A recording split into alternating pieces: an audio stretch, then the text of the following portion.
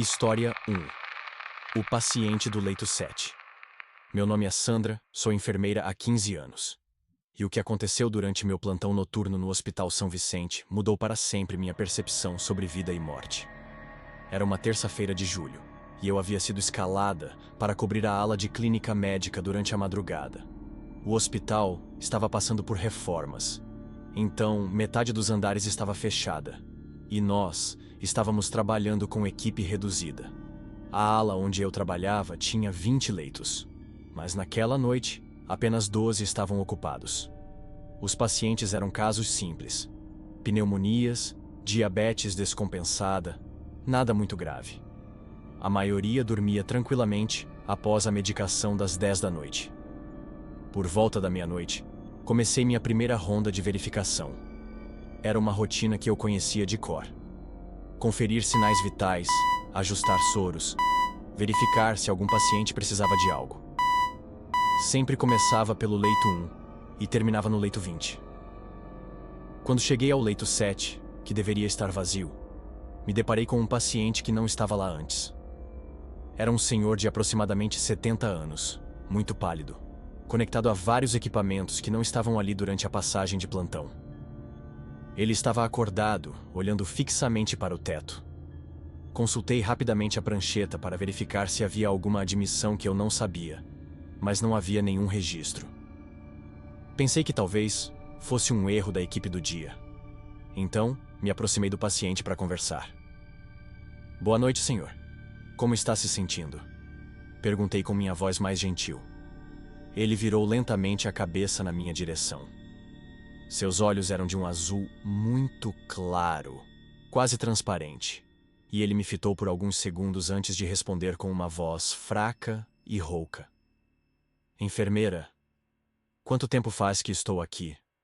Deixe-me verificar seu prontuário", respondi, procurando por qualquer documento que explicasse sua presença ali. "Não tem prontuário." Ele disse com um sorriso triste. "Faz muito tempo que não tem." Aquilo me deixou confusa. Todo paciente tem prontuário. É impossível estar internado sem documentação. Decidi ir até o posto de enfermagem para ligar para a supervisora e esclarecer a situação. "Vou buscar suas informações e já volto, está bem?" Ele assentiu e voltou a olhar para o teto. Quando cheguei ao posto de enfermagem, liguei para a supervisora noturna e expliquei a situação. Ela disse que desceria imediatamente para verificar, pois não havia nenhuma admissão programada para aquela noite. Enquanto esperava, resolvi verificar no sistema do hospital se havia alguma informação sobre o paciente do leito 7. Foi quando encontrei algo muito estranho. O último registro de ocupação daquele leito era de 3 meses atrás, de um senhor chamado Antônio Ferreira, de 72 anos, que havia morrido de insuficiência cardíaca. A descrição do paciente falecido batia exatamente com o homem que eu havia acabado de ver. Altura, idade aproximada, até mesmo a cor dos olhos estava anotada no prontuário. Senti um frio na espinha, mas tentei me convencer de que era apenas coincidência. A supervisora chegou 15 minutos depois, e fomos juntas até o leito 7. Quando chegamos lá, encontramos a cama completamente vazia, mas ainda quente, como se alguém tivesse acabado de se levantar. Os equipamentos que eu havia visto não estavam mais lá. "Sandra, tem certeza de que viu alguém aqui?" perguntou a supervisora, claramente duvidando da minha sanidade. "Tenho absoluta certeza. Conversei com ele", ele me respondeu. "Estava conectado ao monitor cardíaco, soro, tudo." Ela verificou o histórico do leito no sistema e confirmou o que eu já havia descoberto. O último paciente havia morrido meses atrás. Disse que eu provavelmente estava cansada e sugeriu que eu tomasse um café, mas eu sabia que não havia imaginado nada. Voltei para continuar a ronda, tentando me concentrar nos outros pacientes. Por volta das 2 da manhã, enquanto estava medicando o paciente do leito 12, ouvi alguém me chamando. "Enfermeira, por favor, preciso de ajuda." Era a mesma voz rouca que eu havia ouvido antes. Virei-me e vi o mesmo senhor, agora de pé no corredor, vestindo apenas o camisão hospitalar. Ele parecia confuso, olhando ao redor como se estivesse perdido. "Senhor, o que está fazendo fora do leito?" perguntei, me aproximando dele. Não consigo encontrar minha família. Eles disseram que viriam me visitar, mas nunca chegaram. Quanto tempo faz que estou aqui? Senti uma tristeza profunda na sua voz. Era a tristeza de alguém que estava esperando por pessoas que nunca mais viriam. Entendi naquele momento que o Sr. Antônio não havia conseguido partir porque ainda estava esperando uma despedida que nunca aconteceu. Eles vieram, sim. Menti gentilmente. Vieram te visitar enquanto você dormia. Eles disseram que te amam muito e que querem que você descanse em paz. Ele me olhou com lágrimas nos olhos e sorriu pela primeira vez. Obrigado por me dizer isso, enfermeira. Eu estava com tanto medo de que eles tivessem se esquecido de mim. Pisquei os olhos, e quando os abri novamente, ele havia desaparecido. O corredor estava vazio, mas eu sentia uma sensação de paz no ar, como se algo muito pesado tivesse sido finalmente libertado. Nunca mais vi o Sr. Antônio, mas soube depois que sua família realmente nunca havia ido visitá-lo. Ele morreu sozinho, esperando por um adeus que nunca veio. Talvez ele só precisasse ouvir que não havia sido esquecido. Desde então, sempre que cuido de pacientes terminais, faço questão de garantir que eles saibam que são amados. Porque aprendi que, às vezes, os mortos não conseguem partir, não por medo da morte, mas por medo do esquecimento. História 2. Os equipamentos da UTI Fantasma. Meu nome é Roberto, sou técnico em enfermagem há 12 anos e trabalho na UTI do Hospital Metropolitano. O que vou contar aconteceu durante uma reforma que mudou completamente a estrutura do hospital. A administração decidiu transferir temporariamente a UTI do 4º andar para o 2º, enquanto faziam a modernização completa do setor. O 4º andar ficou completamente vazio, com todos os equipamentos desligados e cobertos por lonas plásticas. Como eu tinha mais experiência, fui designado para fazer as rondas noturnas nos 2 andares, cuidar dos pacientes da nova UTI no 2º andar e verificar a segurança do 4º andar abandonado. Era um trabalho extra. O hospital pagava uma gratificação boa por isso. Na primeira semana, tudo correu normalmente.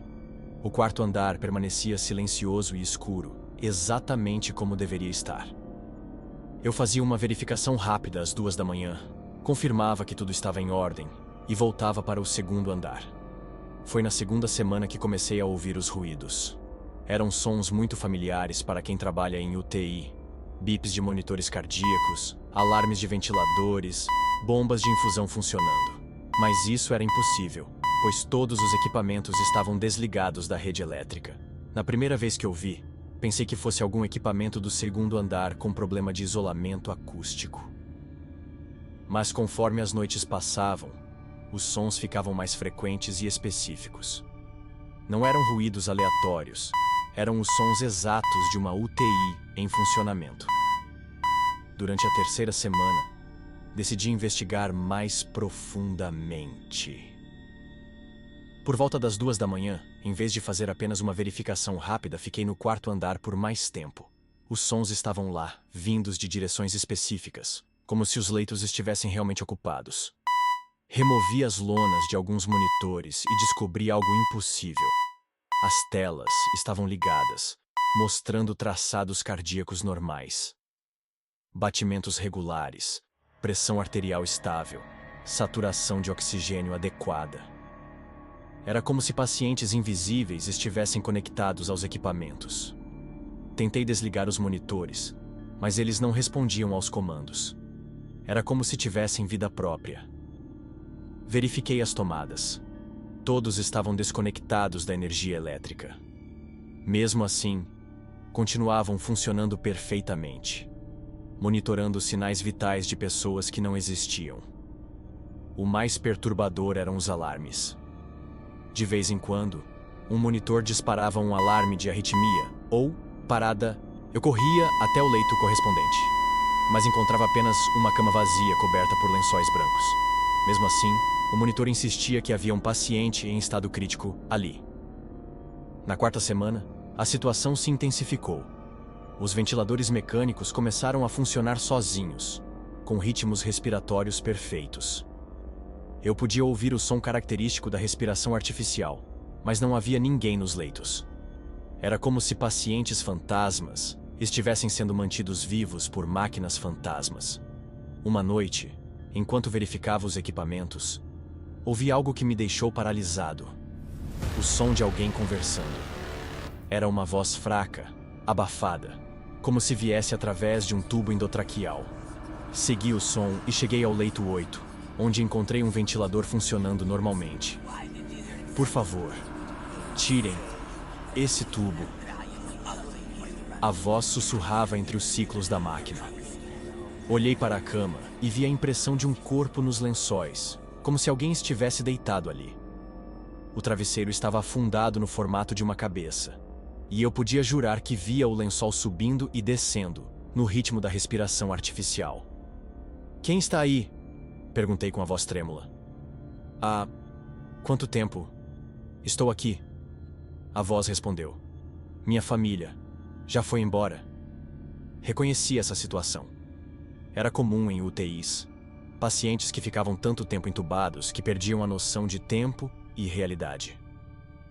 Mas este paciente não existia fisicamente. Tentei explicar que não havia ninguém ali, mas a voz continuava pedindo para retirar o tubo, perguntando por familiares, questionando sobre procedimentos.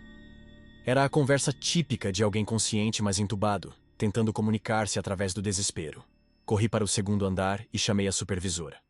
Quando voltamos ao quarto andar, todos os equipamentos estavam silenciosos e desligados, exatamente como deveriam estar. Ela achou que eu estava tendo alucinações por excesso de trabalho. Mas eu sabia que não estava imaginando. Procurei informações sobre a antiga UTI e descobri algo chocante. Nos últimos 2 anos antes da reforma, 17 pacientes haviam morrido naqueles leitos. Muitos passaram semanas ou meses conectados aos mesmos equipamentos que agora funcionavam sozinhos. Entendi que aqueles pacientes nunca conseguiram se desconectar completamente das máquinas que os mantiveram vivos por tanto tempo. Eles ainda estavam lá, presos numa versão fantasma da UTI. Continuando, um tratamento que nunca teve fim. Pedi transferência para outro setor na semana seguinte. Soube depois que outros técnicos relataram experiências similares, e a administração decidiu acelerar a reforma para reabrir o quarto andar o mais rápido possível. Às vezes me pergunto se aqueles pacientes fantasmas finalmente encontraram paz quando os equipamentos novos foram instalados, ou se ainda estão lá, esperando alguém dizer que podem finalmente descansar. História 3. O Corredor das Almas Perdidas. Meu nome é Carla, trabalho como auxiliar de enfermagem no Hospital Santa Cruz há 8 anos. Durante esse tempo vi muitas coisas estranhas, mas nada se compara ao que aconteceu durante os 3 meses em que trabalhei no turno noturno da ala geriátrica. A ala geriátrica ficava no 5º andar, um lugar silencioso, onde cuidávamos principalmente de idosos com demência, Alzheimer e outras condições degenerativas. Era um trabalho emocionalmente difícil, pois muitos pacientes não reconheciam nem a família, vivendo presos em suas próprias mentes. O corredor principal da ala era longo e mal iluminado, com 40 leitos distribuídos em 20 quartos. Durante o dia, havia movimento constante de enfermeiros, médicos e familiares. Mas à noite, especialmente após as 2 da manhã, o lugar se transformava em algo completamente diferente. Foi durante minha 2ª semana no turno noturno que comecei a perceber os caminhantes. Eram sempre os mesmos. Idosos de camisão hospitalar, andando lentamente pelo corredor, como se procurassem alguma coisa. No início, pensei que fossem pacientes com insônia ou confusão mental, algo comum na geriatria. Mas havia algo estranho nesses caminhantes. Eles não faziam barulho ao andar.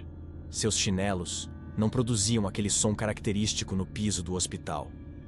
Além disso, quando eu me aproximava para conversar com eles, simplesmente desapareciam, como se nunca tivessem estado ali. Na 3ª semana, decidi anotar os horários e características dessas aparições. Sempre entre 2 e 4 da manhã, sempre os mesmos rostos. Dona Maria, que havia morrido no quarto 12, 2 meses antes. Seu Francisco, falecido no quarto 18. Dona Rosa, que morreu durante meu primeiro dia de trabalho. O mais perturbador era que eles mantinham os mesmos hábitos que tinham quando vivos. Dona Maria sempre parava em frente ao quarto 15, onde sua companheira de quarto ainda estava internada. Seu Francisco caminhava até a janela do final do corredor, onde costumava ficar olhando a rua. Dona Rosa dirigia-se sempre ao posto de enfermagem, onde gostava de conversar conosco. Uma noite, resolvi tentar interagir com eles. Quando vi Dona Rosa se aproximando do posto, não me afastei. Ela chegou até a bancada e me olhou com aqueles olhos gentis que eu conhecia tão bem. Filha, você pode me ajudar? Não consigo encontrar meu quarto. Ela disse com a mesma voz doce de quando estava viva. Claro, Dona Rosa. Qual é o número do seu quarto? Respondi, fingindo naturalidade. Não lembro, querida. Essa doença me deixa tão confusa. Você pode me levar até lá? Senti uma tristeza profunda ao perceber que, mesmo após a morte, Dona Rosa continuava perdida na confusão mental que a atormentou. A demência havia se tornado parte da sua própria alma. Seu quarto fica por aqui. Vem comigo, disse, caminhando em direção ao corredor. Ela me seguiu, conversando sobre seus filhos, sobre a comida do hospital, sobre como sentia a falta de casa. Eram as mesmas conversas que tínhamos quando ela estava viva. Quando chegamos ao quarto 8, onde ela havia ficado internada, parou na porta. Sim, agora me lembro. Obrigada, filha. Você é muito gentil. Ela entrou no quarto e desapareceu. Fui verificar e a cama estava vazia, ocupada por outra paciente que dormia tranquilamente. A partir daquela noite, passei a conversar regularmente com os caminhantes. Descobri que todos estavam presos nas mesmas confusões mentais que os afligiam quando vivos.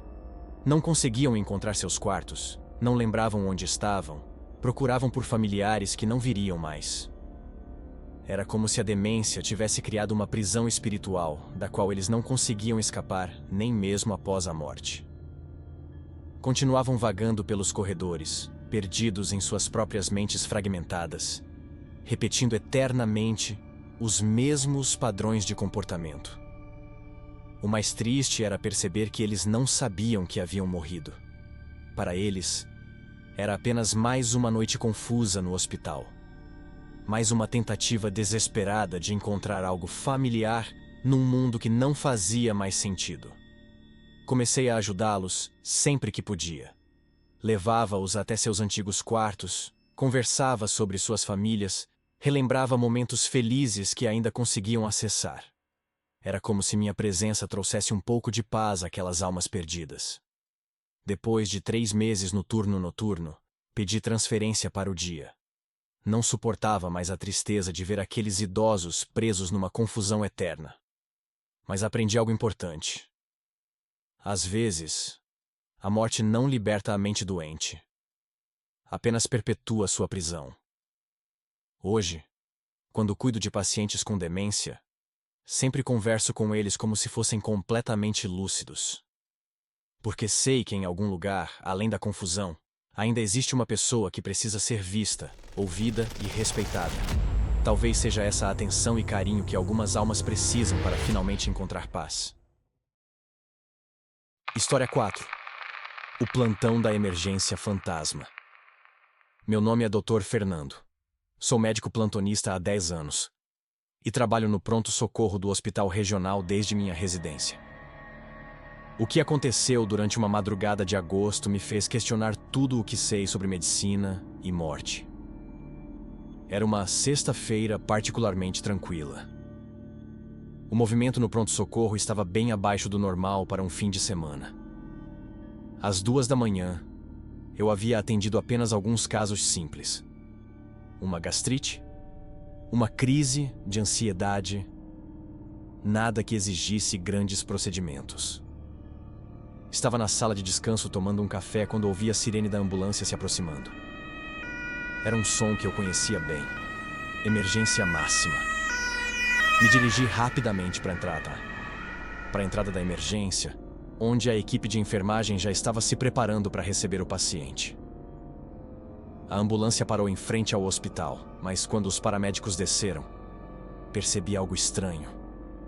Eram rostos que eu não reconhecia, e isso era impossível, pois eu conhecia toda a equipe do SAMU da região. Além disso, a ambulância parecia mais antiga, com um modelo que não era mais usado há anos. Doutor, temos um infarto agudo do miocárdio, homem de 58 anos, parada cardíaca revertida no local, gritou um dos paramédicos enquanto puxavam a maca. O paciente estava inconsciente, entubado, com o monitor cardíaco mostrando um ritmo instável. Era claramente um caso grave que exigia ação imediata. Corremos para a sala de emergência, onde comecei os procedimentos de reanimação. Preparem desfibrilador. Adrenalina 1 mg. Atropina. Vamos tentar estabilizar antes de encaminhar para a hemodinâmica. Ordenei enquanto examinava o paciente. A equipe de enfermagem me auxiliava com precisão profissional. Mas havia algo diferente em seus movimentos. Trabalhavam em perfeita sincronia, como se já soubessem exatamente o que fazer antes mesmo que eu pedisse. Era uma eficiência que eu nunca havia visto antes. Durante os próximos 40 minutos, lutamos para salvar o paciente. Aplicamos 3 choques. Administramos múltiplas drogas. Fizemos massagem cardíaca contínua. O monitor mostrava períodos de ritmo sinusal seguidos de fibrilação ventricular. Era uma batalha intensa entre vida e morte. Por volta das 3h40, conseguimos estabilizar o ritmo cardíaco. O paciente estava com sinais vitais estáveis, respirando pelo ventilador, mas ainda inconsciente. Era hora de transferi-lo para a UTI coronariana. Vou ligar para o cardiologista de plantão e preparar a transferência. Mas quando me virei para usar o telefone, a sala estava completamente vazia. Não havia mais enfermeiros, não havia mais paramédicos, e o mais chocante, não havia mais paciente. A maca estava vazia, os equipamentos desligados, como se nada tivesse acontecido. Fiquei paralisado por alguns minutos, tentando entender o que havia acontecido. Corri para a recepção para perguntar sobre a ambulância, mas a recepcionista disse que não havia chegado nenhuma emergência na última hora. Verifiquei o livro de registros. Não havia nenhuma anotação sobre o atendimento que eu acabara de realizar. Procurei pelas câmeras de segurança, mas as imagens mostravam apenas eu, sozinho na sala de emergência, fazendo gestos como se estivesse atendendo alguém, mas sem nenhum paciente ou equipe presente. Era como se eu tivesse estado representando uma peça teatral para uma plateia invisível. Comecei a questionar minha sanidade. Será que havia sido um sonho muito vívido? Mas eu lembrava de cada detalhe. O peso da massagem cardíaca, o som do desfibrilador, o cheiro dos medicamentos. Tudo havia sido absolutamente real. Na manhã seguinte decidi investigar. Procurei no arquivo do hospital casos similares ao que havia atendido. Foi quando encontrei algo que me deixou em estado de choque. 3 anos antes, exatamente na mesma data, um homem de 58 anos havia dado entrada no hospital vítima de infarto. O nome era João Carlos Santos. Havia sido atendido pela equipe do Dr. Martins, que já estava aposentado. Li todo o prontuário. Os mesmos sintomas, o mesmo quadro clínico, os mesmos procedimentos que eu havia realizado. A diferença era que o João Carlos não havia sobrevivido. Morreu na sala de emergência após 40 minutos de tentativas de reanimação. Procurei o Dr. Martins em casa e contei minha experiência. Ele me ouviu em silêncio e depois disse algo que nunca vou esquecer. Fernando, eu sonho com esse caso até hoje. João Carlos era pai de família. Tinha 3 filhos pequenos. Morreu nos meus braços e eu sempre me perguntei se poderia ter feito algo diferente. Entendi então o que havia acontecido. De alguma forma, o universo me permitiu reviver aquele atendimento, talvez para mostrar ao doutor Martins que ele havia feito tudo certo, que às vezes a medicina tem limites que não podemos ultrapassar. Ou talvez fosse a alma do João Carlos, presa naqueles últimos 40 minutos de vida, revivendo eternamente sua luta pela sobrevivência, esperando um final diferente que nunca poderia acontecer. Desde então, sempre que perco um paciente, Lembro do João Carlos e entendo que fazer o nosso melhor às vezes é tudo o que podemos oferecer. História 5. A faxineira do turno da madrugada. Meu nome é Conceição. Trabalho como auxiliar de limpeza no Hospital Geral há 20 anos. Sempre fiz o turno da noite porque pago melhor. E com 4 filhos para criar, toda a renda extra fazia diferença. Mas depois do que aconteceu na ala pediátrica, nunca mais quis trabalhar de madrugada. A ala pediátrica ficava no 3º andar e era o lugar mais silencioso do hospital durante a noite.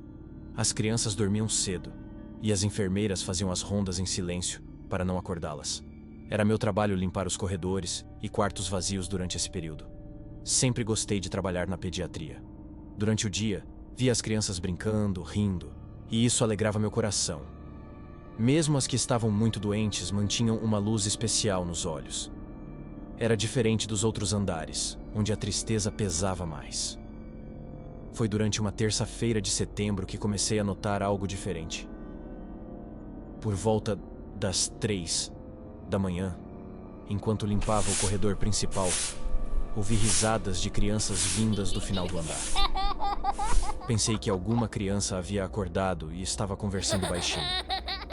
Fui verificar, mas encontrei todos os quartos silenciosos, com as crianças dormindo tranquilamente. Ainda assim, as risadas continuavam, vindas da sala de recreação que ficava no final do corredor. A porta estava fechada, mas eu podia ver luz saindo por baixo dela. Abri a porta devagar e me deparei com algo que me deixou sem palavras. A sala estava cheia de crianças brincando. Algumas desenhando, outras montando quebra-cabeças, um grupo jogando bola. Todas vestiam aqueles camisões hospitalares típicos, mas pareciam completamente saudáveis e felizes. O mais estranho era que eu reconhecia alguns daqueles rostinhos. Era a pequena Ana, que havia morrido de leucemia 2 meses antes. O garoto Pedro, vítima de um acidente de carro. A menina Sofia, que não resistiu a uma pneumonia grave. Todas ali, brincando como se nada tivesse acontecido. "Tia Conceição!" gritou Ana, correndo na minha direção. "Vem brincar com a gente!" Meu coração disparou. Ana sempre me chamava assim quando estava internada. Era uma menina de 7 anos, muito carinhosa, que adorava conversar comigo durante as limpezas. Sua morte havia me deixado devastada. "Ana, filha, o que você está fazendo aqui?" Perguntei, ajoelhando-me na sua altura. "Estamos brincando. É muito divertido aqui. Não dói mais nada, tia." "Olha," ela disse, fazendo uma pirueta que nunca conseguira fazer quando estava doente. Olhei ao redor e vi que todas as crianças estavam fazendo coisas que a doença as impedia de fazer quando vivas. Pedro corria sem muletas. Sofia respirava sem dificuldade. Um menino com paralisia cerebral caminhava normalmente. Era como se a morte tivesse libertado seus corpos das limitações que enfrentaram em vida. "Tia, você pode contar para nossas mamães que estamos bem?" pediu Pedro. "Elas ficam muito tristes quando vêm nos visitar." Foi quando entendi onde estava. Aquela era a sala onde as crianças que não resistiram às doenças ficavam esperando. Não era um lugar assombrado. Era um lugar de cura emocional, onde elas podiam ser crianças normais pela primeira vez em muito tempo. "Vocês não sentem dor?" perguntei, ainda incrédula. "Não, tia. Aqui ninguém fica doente. Podemos brincar o tempo todo", respondeu Sofia, mostrando um desenho colorido que estava fazendo. Passei quase 1 hora com elas, brincando, conversando, ouvindo suas histórias. Falaram sobre como não tinham mais medo, como se sentiam leves e felizes. Era reconfortante saber que não estavam sofrendo mais. Quando o amanhecer se aproximou, Ana me abraçou forte. "Tia, você precisa ir agora. Mas volta amanhã para brincar com a gente, tá bom?" Prometi que voltaria, mas quando saí da sala e olhei para trás, tudo estava escuro e silencioso novamente. Os brinquedos estavam guardados, as mesas limpas, como se nada tivesse acontecido. Nas noites seguintes, sempre passava pela sala de recreação. Às vezes via as crianças brincando, outras vezes encontrava tudo vazio. Parecia depender de alguma coisa que eu não entendia completamente. Depois de 3 semanas, parei de ver as crianças. A sala permanecia sempre vazia durante minhas rondas. Acredito que elas finalmente encontraram paz e puderam seguir seu caminho. Mas aprendi algo importante naqueles encontros noturnos. A morte não é o fim para as crianças. É apenas o início de uma brincadeira eterna, onde não existe dor nem limitações. Elas estão bem, muito melhor do que jamais estiveram em vida. Hoje, quando vejo pais chorando pela perda de um filho, quero dizer que seus pequenos estão brincando em algum lugar, livres e felizes, esperando o momento certo de se reencontrarem. Eu sou o Victor, e esse é o Durma, se você for capaz. Se essas histórias dos corredores hospitalares da madrugada já te deixaram arrepiado, prepare-se para a próxima semana. Vamos entrar nos cemitérios durante o turno da noite, onde coveiros e vigias descobriram que nem todos os mortos descansam em paz. Relatos que vão te fazer questionar se a Terra realmente é o lugar de descanso eterno. Histórias que vão te acompanhar até seus piores pesadelos.